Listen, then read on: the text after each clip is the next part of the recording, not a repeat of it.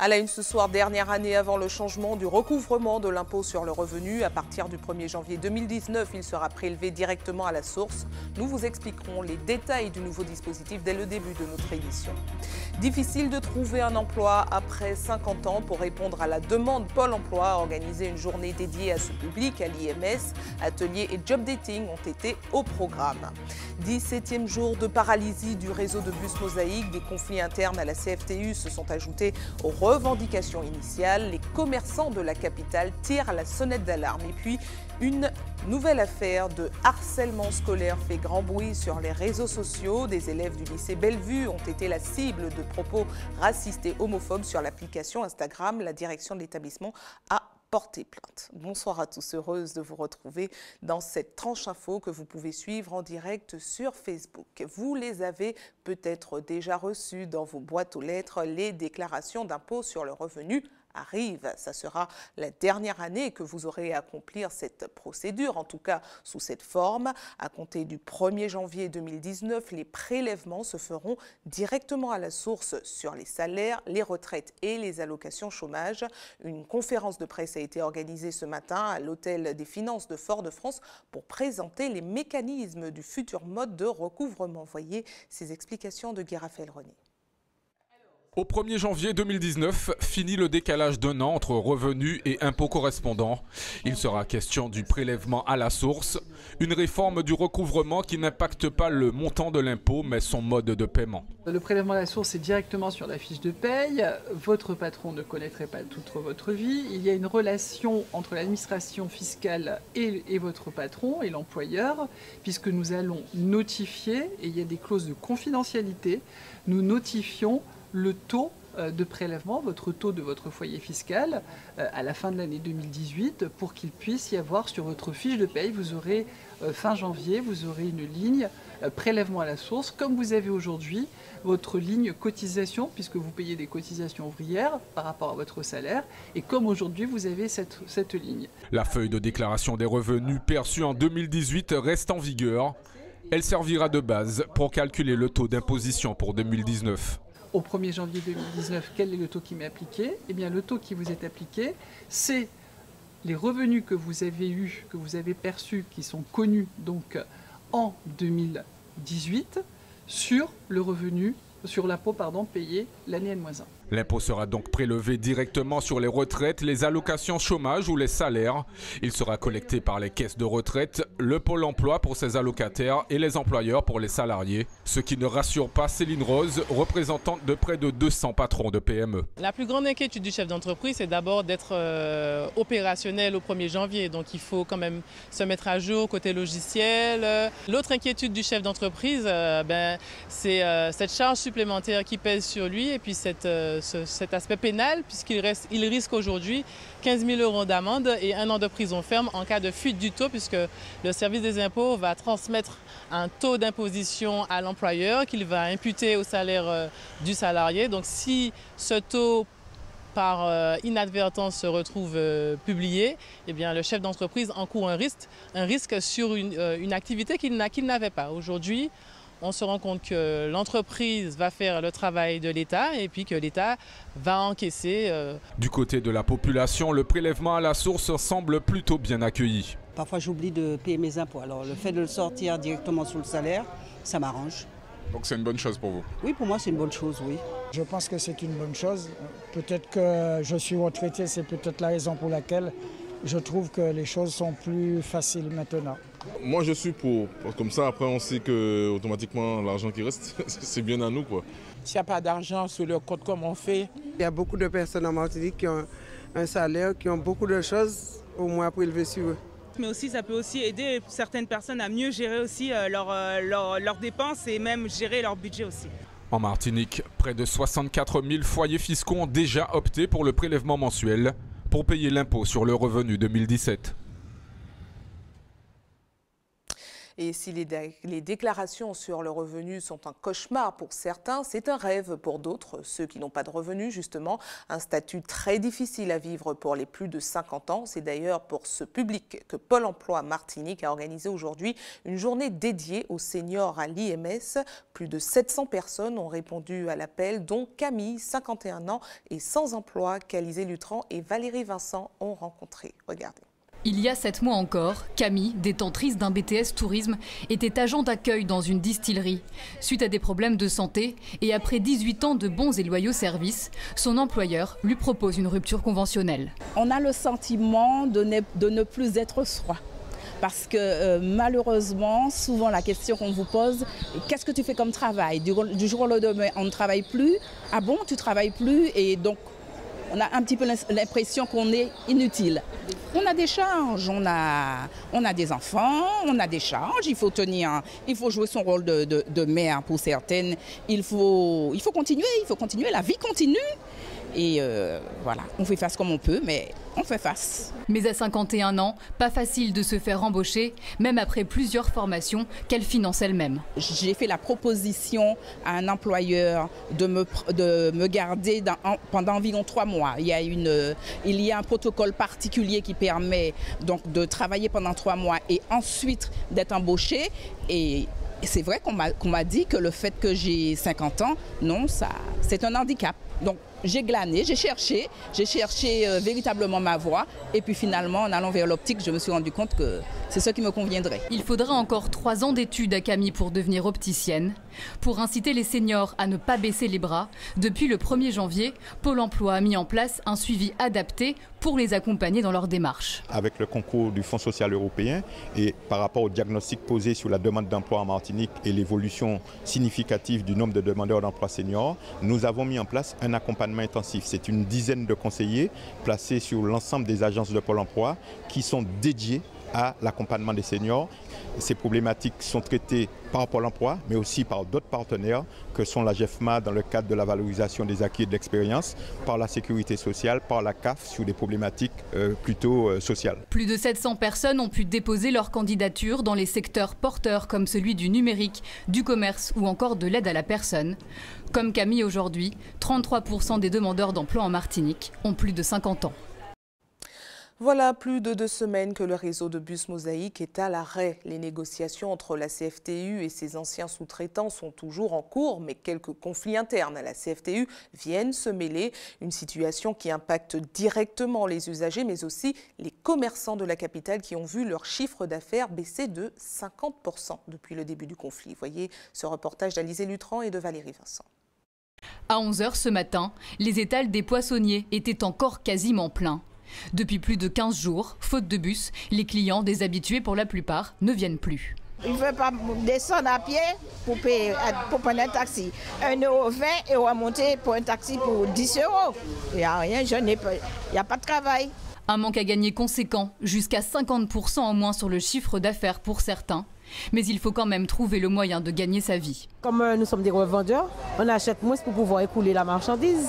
Parce que c'est vrai qu'on a beaucoup de clients de Gaudissart, de Dillon, de tous les secteurs de Fort-de-France. On ne peut pas suspendre d'un coup comme ça parce que comme il y a des clients, alors nous sommes obligés de conserver le poisson dans des chambres froides pour pouvoir revendre. On enlève 1 €, 2 € dessus, alors c'est comme ça. On préfère perdre pour que le client puisse gagner. Même constat un peu plus loin au marché de l'Asile, les fruits et légumes invendus s'accumulent.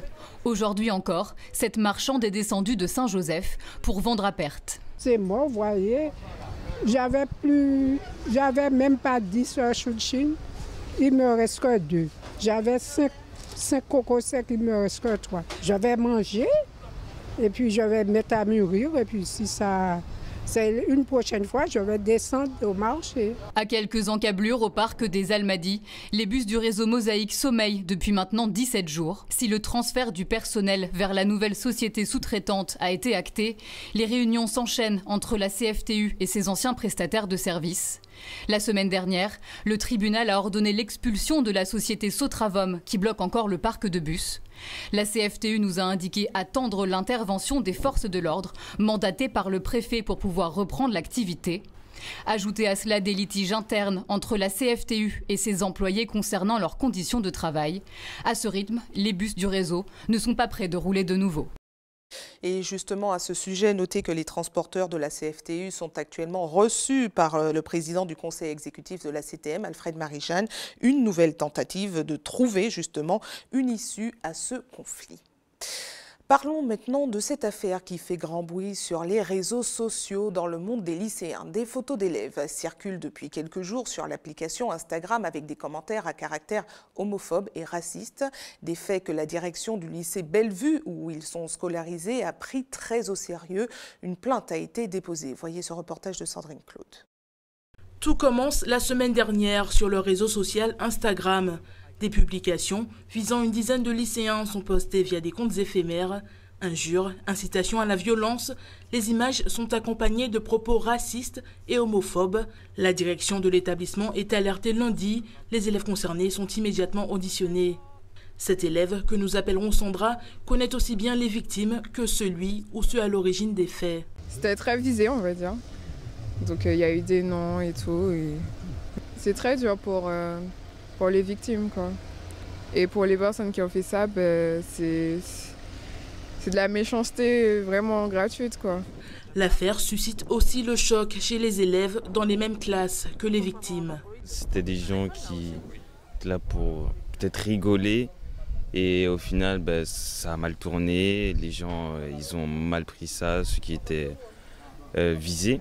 C'est sûr que ça porte atteinte à la personne et que c'est mal, quoi. Il y en a qui réagissent mal à ça, il y en a d'autres qui, voilà, pour eux, ils laissent parler les gens.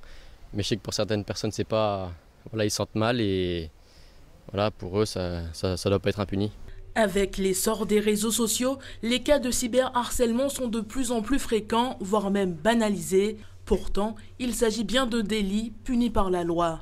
Tout ce qui est lié au harcèlement, cyberharcèlement, tout ce qui est infraction liée au droit à l'image, etc., des photomontages également, toutes ces infractions-là correspondent à des délits, oui.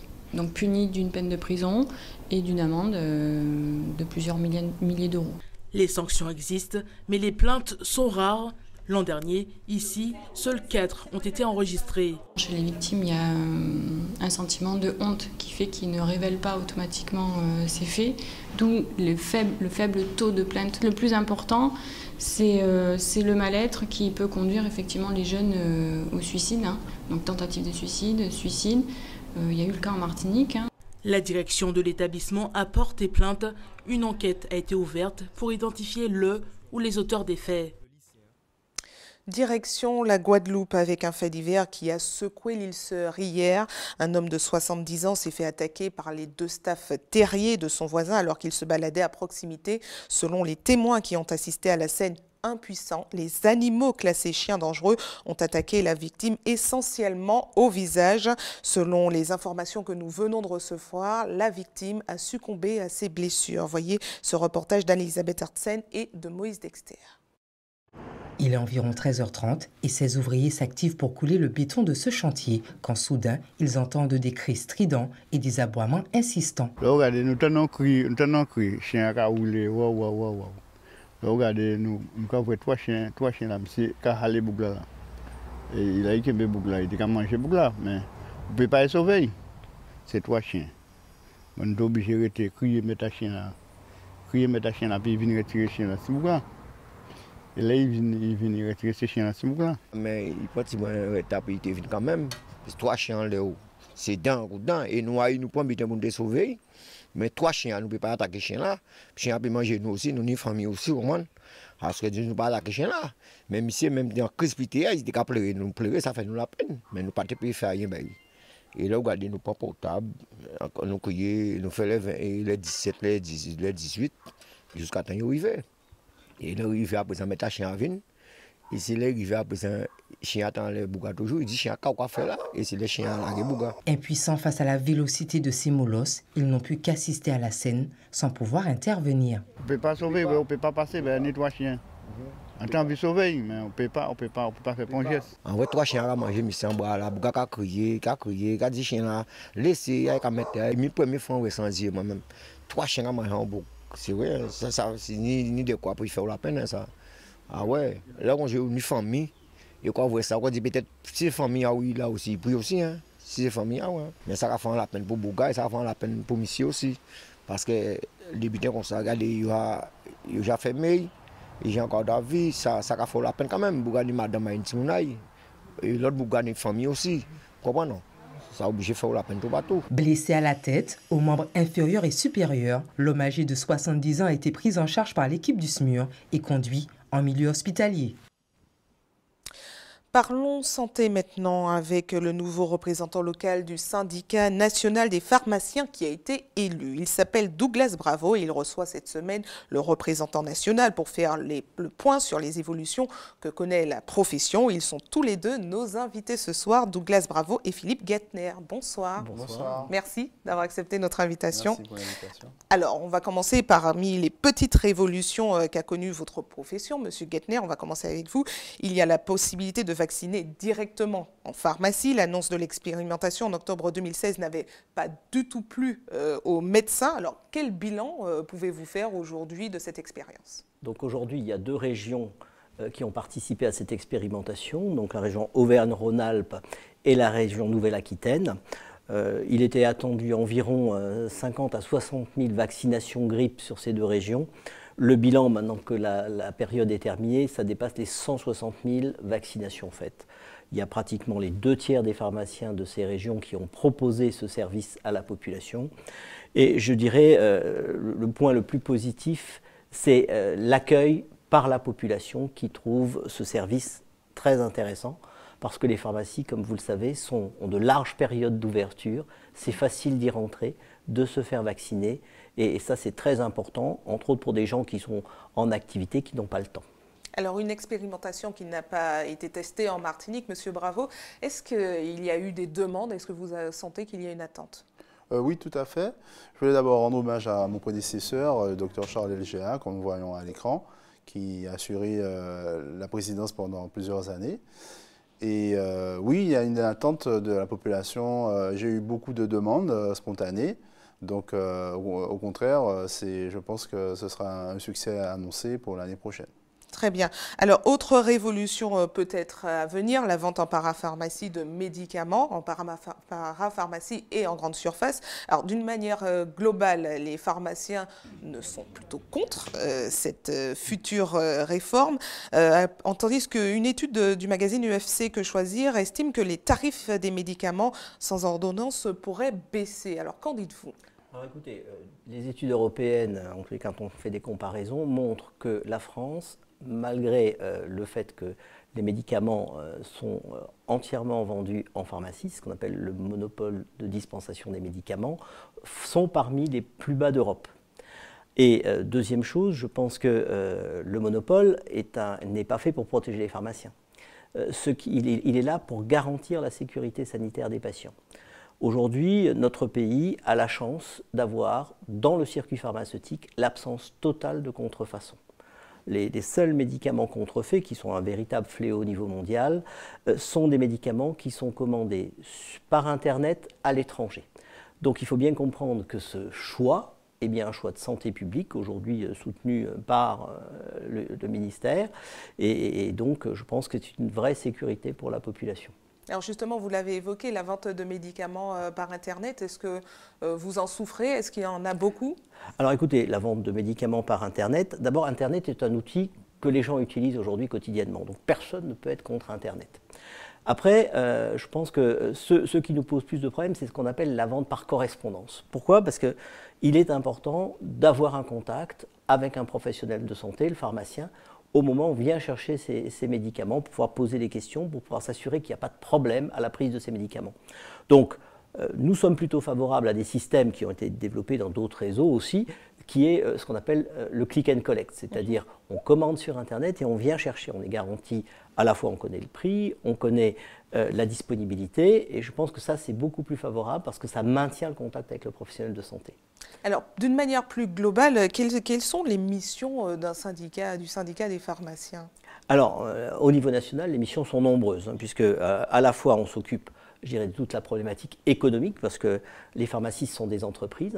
Il faut savoir qu'il y a 150 000 personnes, un peu plus de 150 000 personnes qui travaillent dans les pharmacies en France. Il y a 21 800 officines, métropole et DOM compris. Et donc ça veut dire à peu près entre 5 et 6 personnes en moyenne dans une officine.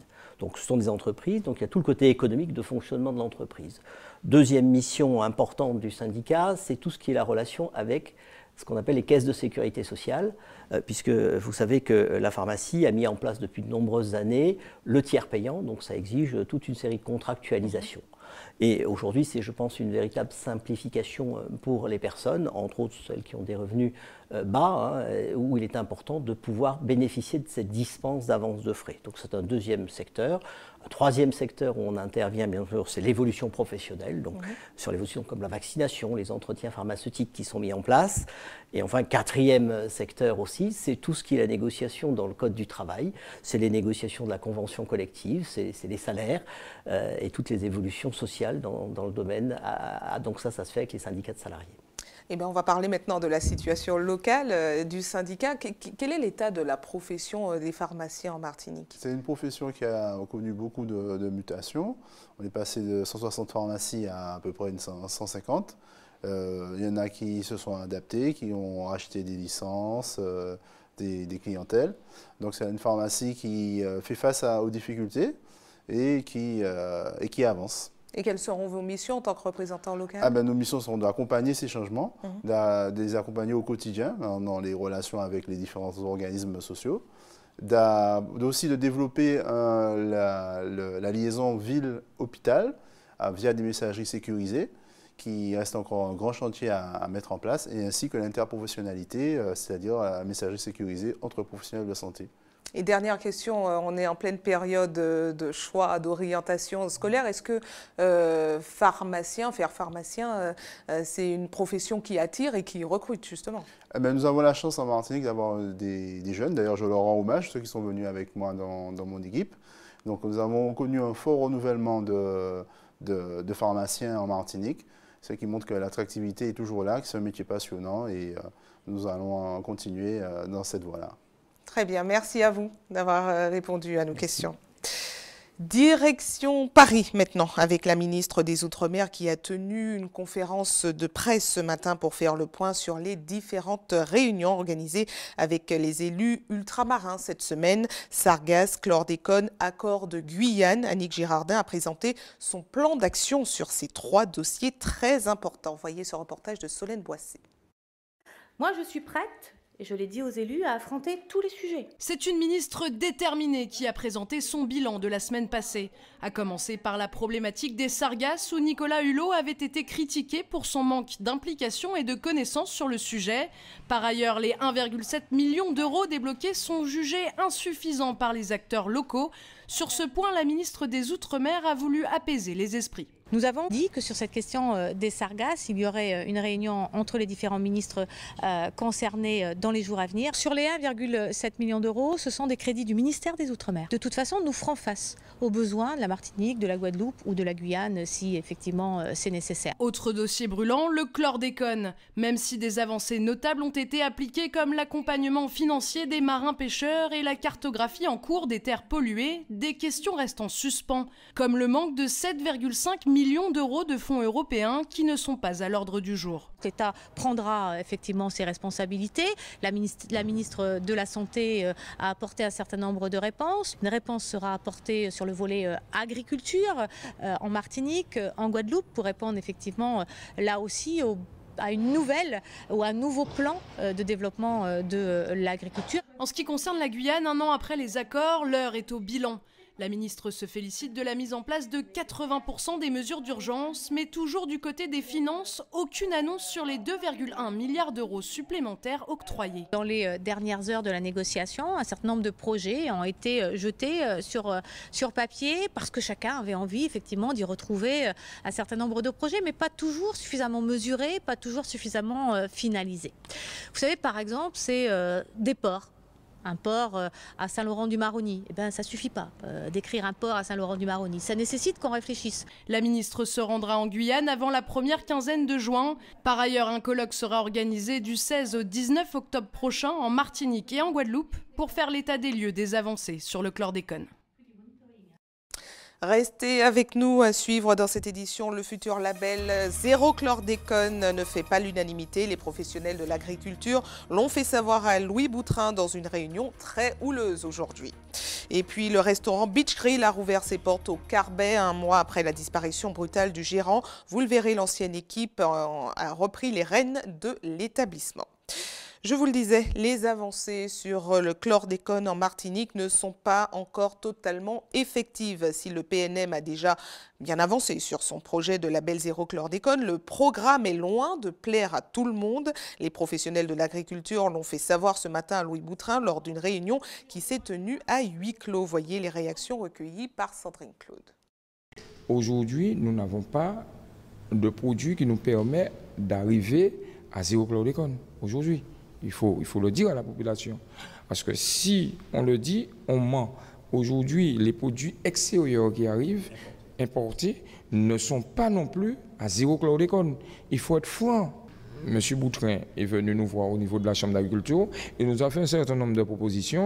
Mais nous, agriculteurs professionnels, on lui a fait aussi un certain nombre de propositions, lui disant qu'on n'est pas encore prêt à aller vers ce type de zéro chlordécone. Pourquoi? Parce que humainement, financièrement, matériellement, on n'est pas encore prêt. Les agriculteurs qui font un travail pour mettre des produits conformes sur le marché seront impactés par ce label zéro chlordécone parce que on ne sait pas comment on va mettre cela en place et qu'il est important effectivement qu'il y ait une concertation avec la profession agricole pour travailler sur ce dispositif qui est un dispositif qui est nouveau. Et donc il faut absolument qu'il y ait une concertation étroite entre le parc naturel et la Chambre d'agriculture d'une part et les professionnels d'autre part pour travailler sur ce label que le parc veut mettre en place. Nous sommes convenus de signer une convention avec la Chambre d'agriculture, mettre en place un comité technique entre le parc et la Chambre d'agriculture pour accompagner ce processus de labellisation. Et vous l'avez dit, ils ne sont pas contre. Il y a effectivement des difficultés et nous devons les identifier. Nous les avons déjà identifiées et nous avons apporté des éléments de réponse, ce qui a rassuré les agriculteurs, d'où la demande du président de mettre en commun tout cela à travers une convention que nous allons signer prochainement. Enjeux internationaux de la supply chain, quel challenge pour la Caraïbe? C'est le thème de la conférence proposée ce matin à l'ancien aéroport du Lamentin. La supply chain signifie la gestion de la chaîne logistique, c'est-à-dire le bon enchaînement des tâches à accomplir sur le terrain. Voyez les précisions sur ce rendez-vous recueilli face à la caméra de Guy Raphaël René. La supply chain, c'est la chaîne d'approvisionnement. C'est en fait le réseau des partenaires, des acteurs qui permettent des matières premières jusqu'au produit fini d'être livré chez le client final.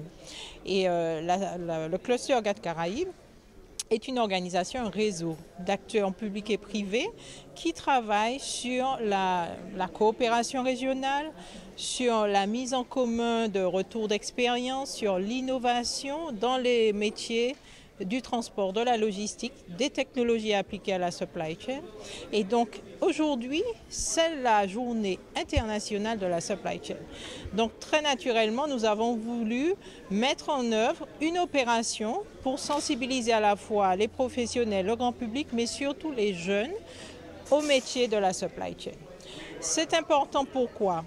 La dernière étude de l'Association française pour la logistique dit que d'ici 2022, on devrait avoir plus de 570 000 emplois de créés dans le seul secteur de la supply chain. Aux États-Unis, on reconnaît que chaque année, 270 000 emplois se créent toujours dans ce secteur.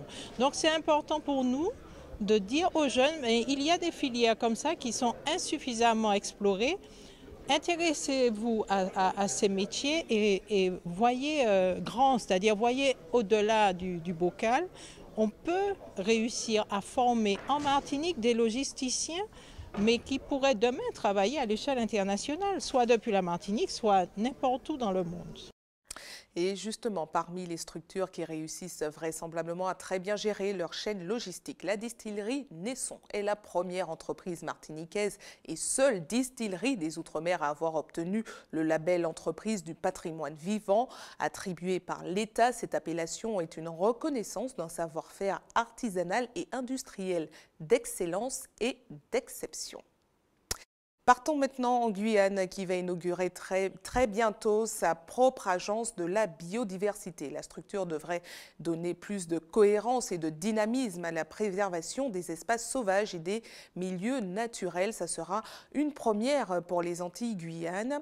Nous y reviendrons dans nos prochaines éditions. Mais nous restons quand même en Guyane avec cette histoire à peine croyable. Un bateau fait de pièces du jeu Playmobil a été aperçu le long des côtes alors qu'il avait été mis en mer l'an dernier dans les eaux écossaises. Ce sont deux frères âgés de 5 et 8 ans qui ont équipé l'embarcation en plastique d'un GPS. Selon les données, il serait passé par la Suède, la Norvège et la Mauritanie. Voyez ce reportage d'Ayodele Sharma. Cela faisait partie de leur liste des 500 rêves à réaliser. Holly et Harry Ferguson ont pris très au sérieux leur entreprise audacieuse. Aidés de leurs parents, ils ont lesté et équipé une petite embarcation, testé sa flottabilité pour lui garantir un voyage sans heurts sur les océans du globe. Un bateau nommé Adventure. Welcome to the J30 Spot. Hope you enjoy following our adventures.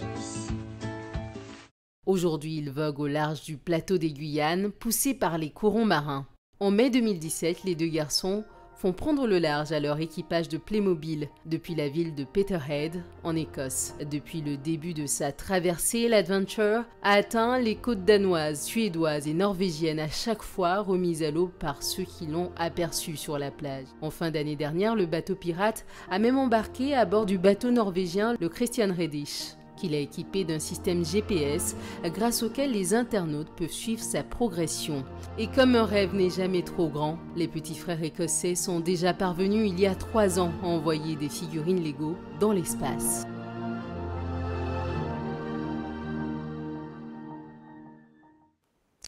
De retour en Martinique, nous passons tout de suite à notre JT des communes.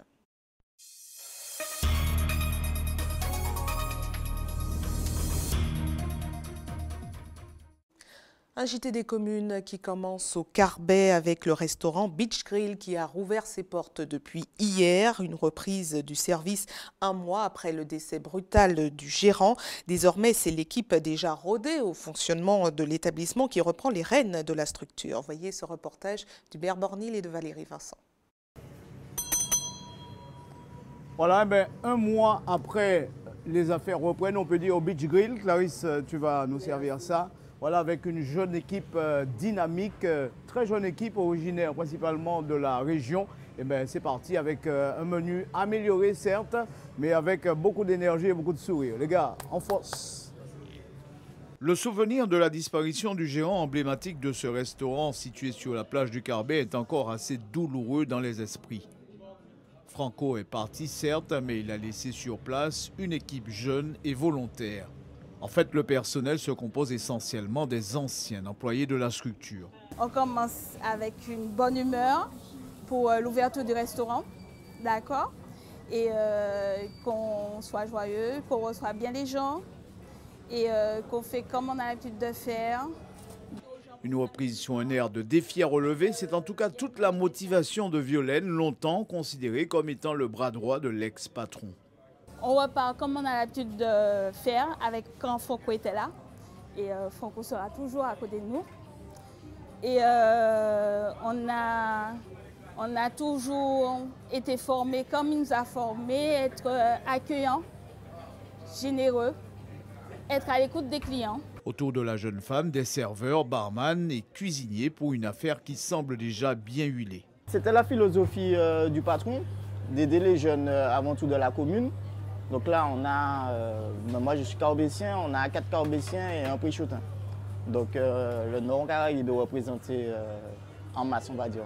Côté clientèle, il y en a qui pour rien au monde n'auraient manqué cette reprise d'activité. C'est le cas de cet homme vivant à Saint-Martin ou de cette femme restauratrice bien connue dans le Nord au Morne-Rouge. L'équipe est dynamique. Bon, Franco qui on s'en est plus, mais a fait tout ce qu'il fallait pour que son restaurant soit toujours au top. Même si ouais, non pas là, mais papa là pour veiller les autres alors, ouais, surtout sans jeunesse, nous avons dit ouais jeunesse, bah il faut cela. Et voilà, c'est reparti pour de bon avec en prime une petite touche apportée au menu. On a rajouté du magret de canard. À côté de ça, on travaille des produits un petit peu plus chers. Donc là, par exemple, aujourd'hui, on a une entrée à base de Saint-Jacques. Donc un gratiné de Saint-Jacques au curry. En tout cas, je peux vous garantir qu'on passe toujours un excellent moment en compagnie de cette jeune équipe autour de Violaine. C'est ça le Beach Grill qui renaît en quelque sorte. Morito pour la route. Partons maintenant au quartier Rochecarré, au Lamentin. Je vous en parlais hier soir. Les intempéries de ce lundi ont provoqué de nombreux éboulements et certaines habitations sont menacées. C'est le cas de la maison de la famille Valide qui risque de s'effondrer. Hubert Bornil et Valérie Vincent se sont rendus sur place. Regardez. Sur place, on peut comprendre l'état d'esprit de la famille Valide. Il suffit de voir un peu les conséquences de ces fortes pluies, toute cette terre qui est partie sous la maison. Regardez bien votre kawaii, hein. Kaila même carité en anti-bout. Et puis c'est toute terre qui dégringolait. Donc aujourd'hui, on peut comprendre que cette famille se sent réellement en danger. Les nuits à venir s'annoncent difficiles pour les occupants de cette maison située sur les hauteurs de Rochecarré. Depuis les dernières pluies, Madame Valide, son fils et l'une de ses sœurs handicapées ont vraiment de quoi se sentir en insécurité. Mon fils me dit, maman, mais derrière, là c'est parti. Je regarde, je vois quoi. Effectivement, c'était ça. D'après Madame Valide, c'est la première fois qu'un tel éboulis se produit à cet endroit. Mais il faut reconnaître que c'est toute la zone de Rochecarré qui semble fragilisée depuis les dernières pluies. Du, comment dirais-je, vivant de mon papa, de ma maman, j'ai jamais connu. C'est la première fois. C'est pourquoi ce matin, j'ai pleuré. Parce que j'avais... Ouais. Sa fille vient souvent la réconforter, mais devant l'ampleur des dégâts causés par le glissement de terrain, très vite l'émotion prend le dessus, la peur de tout perdre aussi. Ça m'inquiète, c'est parce que, par la suite, si encore il pleut, qu'est-ce qui peut arriver par la suite? C'est ce qui m'inquiète le plus là. Une épreuve difficile pour la famille qui a un peu de mal à envisager de quitter les lieux. Tout dépendra de l'expertise des spécialistes, nous a-t-on confié. J'ai pas un autre endroit à aller. Hein. De toute manière, on trouve la solution. Je reste là toujours, en attendant que j'ai quelque chose. Difficile situation, comme on l'a vu pour la famille Valide, qui reste attentive au bulletin météorologique. C'est vrai que maintenant, toutes les pluies qui vont intervenir vont faire augmenter le risque.